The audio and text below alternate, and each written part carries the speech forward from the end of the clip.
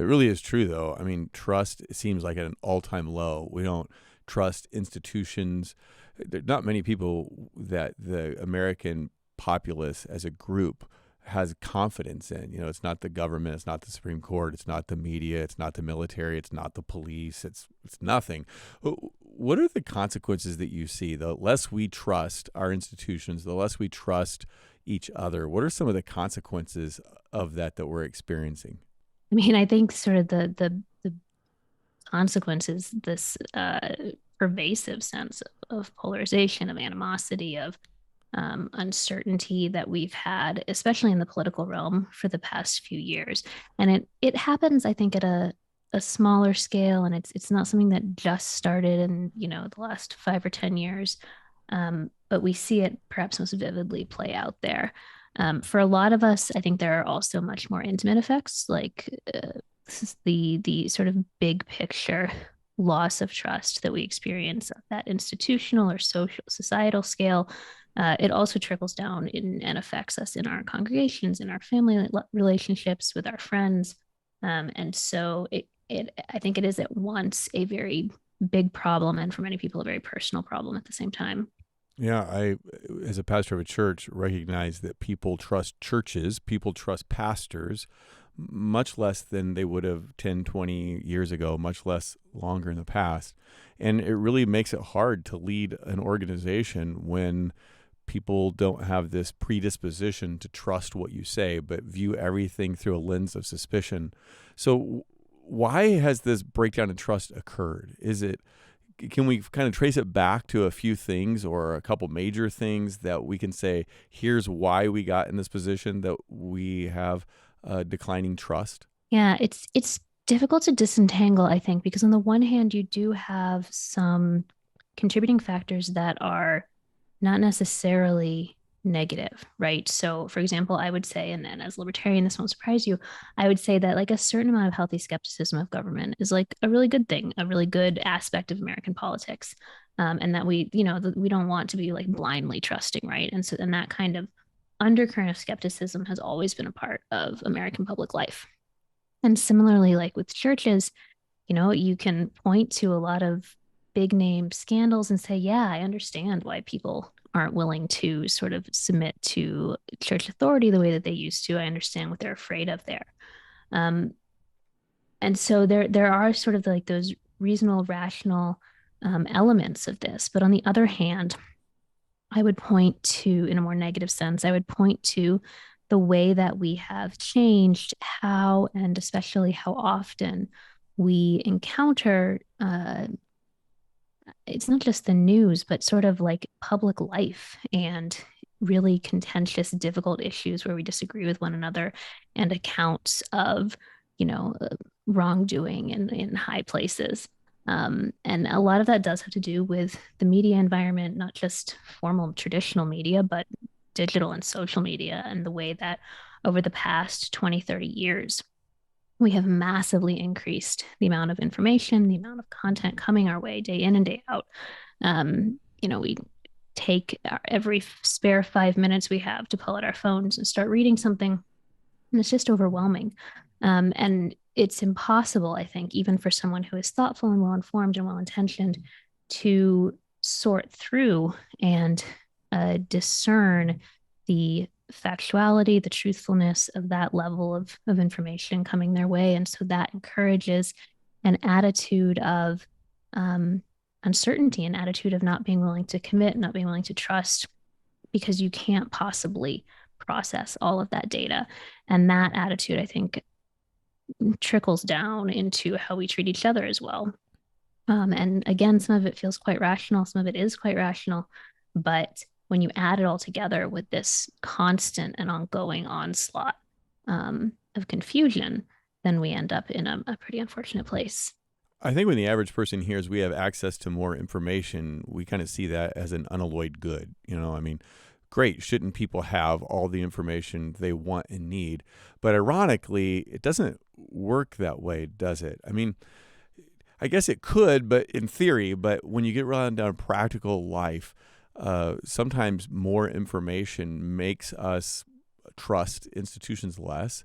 So I think in your book you mentioned a guy named Martin Gurry who wrote a book called The Revolt of the Public. And in that book, I came across this statistic that the amount of information that the public had before the year 2000 then doubled the next year between 2000 and 2001, and then doubled again between 2001 and 2002.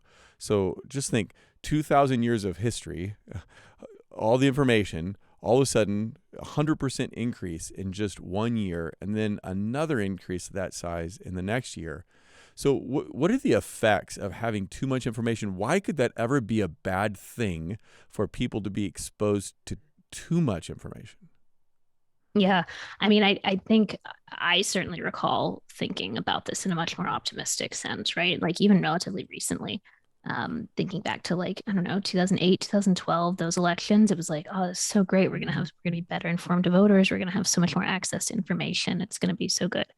Um, the reason why it doesn't necessarily work out that way is, well, I'd point to two things. One is the issue of quality, right? Like, what is all that new information? Some of it is like garbage memes on Facebook. Like, that's included in that count. Right. You're not necessarily better for having some of that. And of course, we can all think of cases where information was withheld that should not have been, where we did need more information and lack of information was the problem. But just because we can think of those cases doesn't mean that every piece of information that is coming to us is high quality and is going to improve things for us to have it. And then the other aspect, of course, is quantity, which I've already touched on.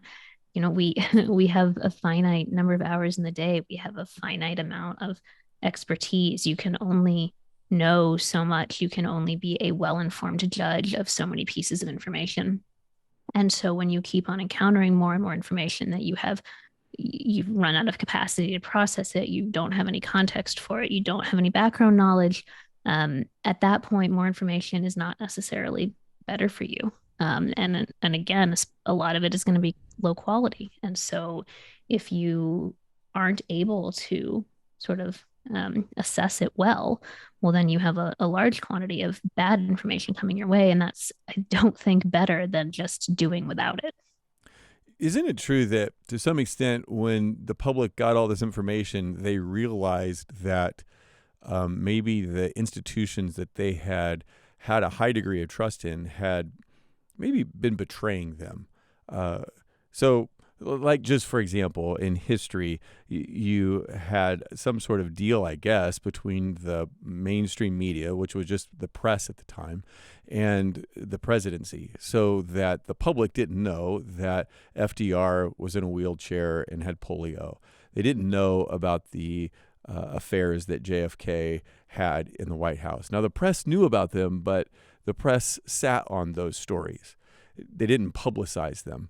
And now, I mean, it would be a race to get out in front of every other media institution to tell the public about this. So what changed in that dynamic between the government and media that has now the media is trying to expose everything they can about the government as opposed to having a deal to kind of stay quiet about some things?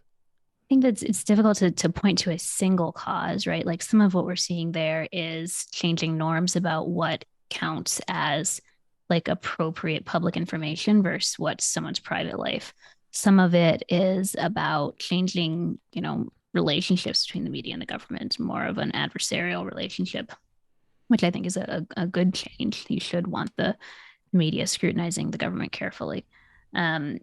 As in a broader sense, I think there are cases where, as we've learned more, as information has democratized and become more available to the public, we have found out about things that were kept from us that should not have been kept from us.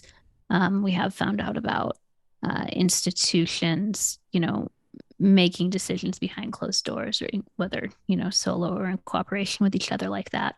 In other cases, and the Martin Gurry book you mentioned talked about this. In other cases, what's happening, I think, is that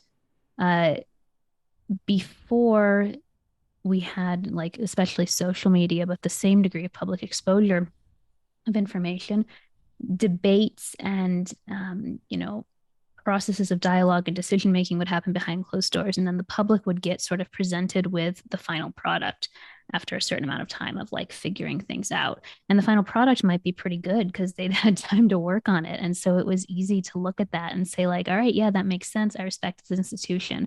Whereas now I think we're more likely to see every little development, every trial and error. And so some of what's going on, I think, is that we in the public tend to conflate that process of trial and error, which is not a bad thing, with the more like deliberate, Hmm. concealment of things or actual failures. And so once again, the case is just that we have like a lot more information for good and for ill. And so we see the actual malfeasance, we see the, honest mistakes, we see things that are still in process that we really would prefer to be finished already, but they're not finished already. And that all adds up to just like a lot of uncertainty and continuation of the same mistrust. So we've talked a little bit about the anti-institutional era that we're in, and it seems like that's at least part of the reason that um, the press or anyone, it's not just media, any person is quick to turn on the institution. In other words, they, instead of kind of having this assumed level of trust, we now have a assumed level of distrust or mistrust, and therefore we are quick to turn on our institutions. So do you think our institutions have proven untrustworthy? Like when Dr. Fauci talks about having a noble lie, does that something like that as a journalist concern you, or do you kind of see it from his perspective that he had good motives, at least in his mind he did, so therefore it was okay to tell the people a noble lie? In other words, are the institutions, have they lost trust because they've proven themselves untrustworthy, like your book is titled, or have we been unfair and held them to a standard that is unrealistic? I mean, I think it's a little of both in the case you're talking about. Uh, the most egregious example that I remember and that I think I talk about in the book was Dr. Fauci had an interview, I believe, with the New York Times, where he was talking about herd immunity, and he essentially said that the estimates that he gave for herd immunity for COVID, he had nudged them up as he saw public adoption of the vaccines and thought, I can get more people to take the vaccines if I nudge this number higher. And he said publicly, essentially, that these numbers he was giving were not tied to, a hard scientific data, but it was significantly a PR exercise. That kind of thing, I think, is terrible and destructive of public trust. And I mean, it continues to be bizarre to me that he decided to tell that to a journalist, on the record, and didn't understand how that would be received. I think that's an excellent example of the fact that you can have expertise in your given field and be really awful at public relations and understanding, how the public will hear the things that you're saying.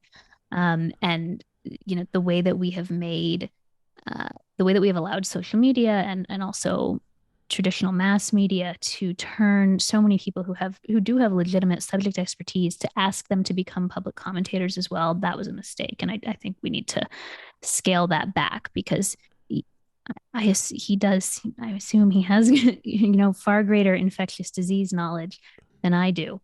Right. But if you had presented me with, if he had, said to me or said to any number of people, here's what I'm going to tell this journalist, a lot of people could have said, no, that is not, you are not doing what you think you're doing by saying that in public. So these are separate things. I do not think that public officials, people in elite positions like that, people leading institutions like that should be telling noble lies to the public. I also think, though, on the subject of public reactions, there is sometimes a case perhaps for some discretion while you're still in process on things, right? Like sort of returning to that older model of not broadcasting every small step you're taking on the way to figuring something out. And I think if we are going to be broadcasting those intermediate steps that are legitimately difficult for like non-experts in the public to understand, because we just, everybody can't know about everything. And it seems like that's where we've landed on just like airing a lot of this stuff in these internal conversations in public. Then I think as the public, we do need to not tolerate noble lies, but develop some grace for, again, like legitimate processes of trial and error. And there's a big difference between doing what Fauci did in that case, saying like, yeah, I told a noble lie because I thought I could do it, versus, an expert coming to the public and saying, I thought this before, I was wrong, I think this now. That kind of demonstration of growth and humility, I think, is not something the public should punish, but a lot of times we tend to conflate those two things.